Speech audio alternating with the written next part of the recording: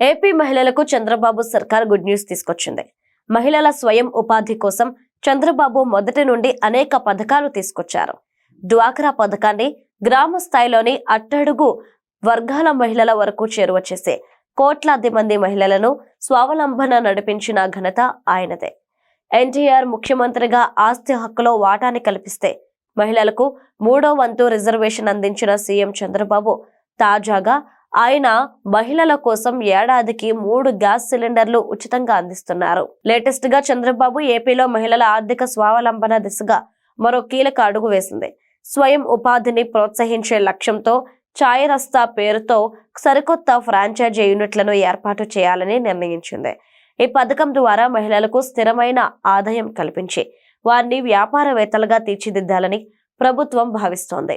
ప్రస్తుతం ప్రయోగాత్మకంగా విజయనగరం, రాజాం, బొబ్బిలి, నెల్లిమర్ల పట్టణాల్లో ఆసక్తి గల మహిళల నుంచి దరఖాస్తు స్వీకరిస్తున్నారు. ఒక్కో చాయ్ రస్తా యూనిట్ ఏర్పాటుకు సుమారు 6 నుండి 6.0 లక్షల రూపాయలు, ముడి సరుకు కోసం మరో 50,000 రూపాయలు అవసరమవుతుంది. ఈ పెట్టుబడి కోసం అర్హులైన మహిళలకు బ్యాంకుల నుంచి సులభంగా రుణాలు ఇప్పించే బాధ్యతను పట్టణ పేదరిక నిర్మూలన సంస్థ తీసుకుంది. అవుట్లెట్ లో గ్యాస్ అవసరం లేని ఆధునిక యంత్రాలను ఏర్పాటు చేస్తారు. కేవలం బటన్ నొక్కితే టీ, కాఫీ, బూస్ట్, హార్లిక్స్ వంటివి క్షణాల్లో సిద్ధమవుతాయి. వీటిని 20 నుంచి 30 రూపాయల మధ్య సరసమైన ధరలకు విక్రయిస్తారు. ఎంపికైన మహిళలకు గుంటూరు, విజయవాడలలో 3 రోజుల పాటు ప్రత్యేక శిక్షణ ఇస్తారు. శిక్షణ పూర్తయ్యాక 4 మహిళలు కలిసి ఒక యూనిట్ ను నిర్వహిస్తారు.